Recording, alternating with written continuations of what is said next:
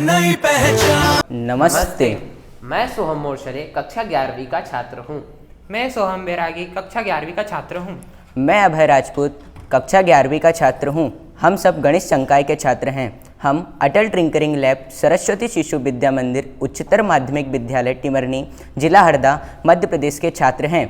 इस वर्ष विकसित भारत बिल्डथॉन 2025 प्रतियोगिता की आत्मनिर्भर भारत थीम पर हमने एक प्रोजेक्ट तैयार किया है जिसका नाम जल प्रदूषण समाधान तंत्र है।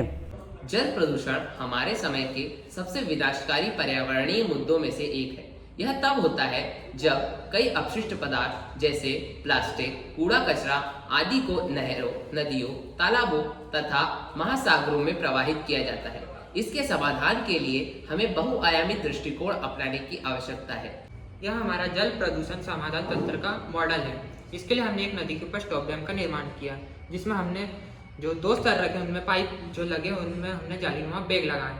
पहले स्तर में जो अत्यधिक मोटा कचरा है वो रुक जाएगा और जो यहाँ से जो अत्यधिक महीन कचरा है वो निकल के दूसरे स्तर की जाली में रुक जाएगा, जिससे हमें कचरा रहित जल प्राप्त हो जाएगा।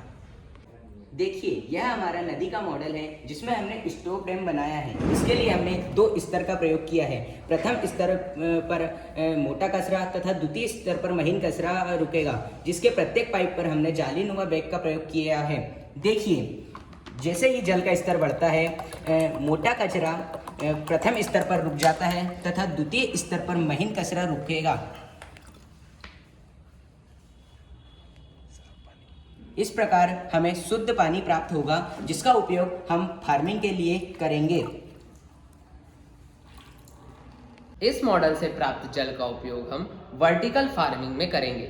वर्टिकल फार्मिंग मुख्यतः बागवानी के लिए की जाती है, जैसे सब्जियां उगाना, फूल उगाना। इसमें कम क्षेत्रफल में अधिक फूल सब्जियां उगाई जा सकती है, जिससे हमारे किसानों की आय बढ़ेगी और हमारा भारत विकसित होगा। धन्यवाद।